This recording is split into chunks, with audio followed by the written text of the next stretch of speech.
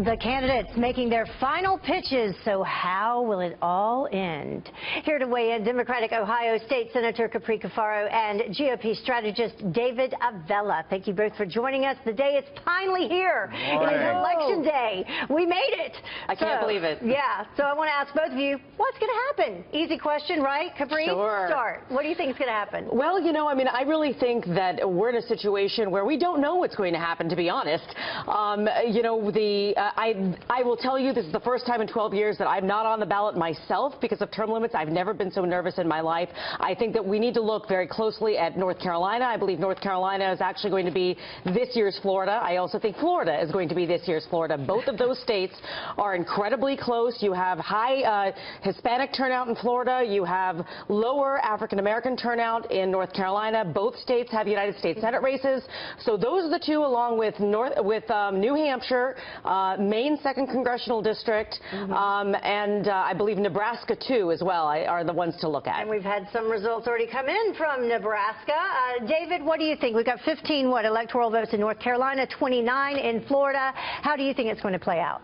It's going to end not in Capri's home state of Ohio. You are correct. The race, the bellwether state, is going to be Pennsylvania. Okay. And that should Donald Trump get a victory there, he is well positioned to ultimately get the electoral votes he needs. And the fact that Hillary Clinton spent last night in Philadelphia and spent time this weekend in Pennsylvania says everything you need to know about this race. That Democrats a few weeks ago or months ago were crowing that, oh, we're going to put Georgia in play, and oh, we're going to put Arizona in play. And now Democrats are in states that should be their base.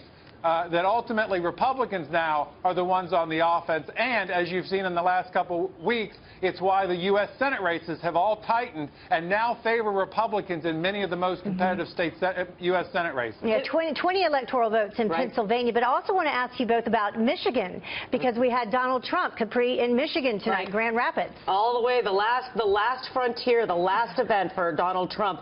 And then we also saw the president, actually, in Michigan as well. The interesting thing about both Pennsylvania and Michigan is that neither of them have early voting. And so that is why I think that we're seeing a lot of the principals and the campaigns invest their resources and show up in both of these states.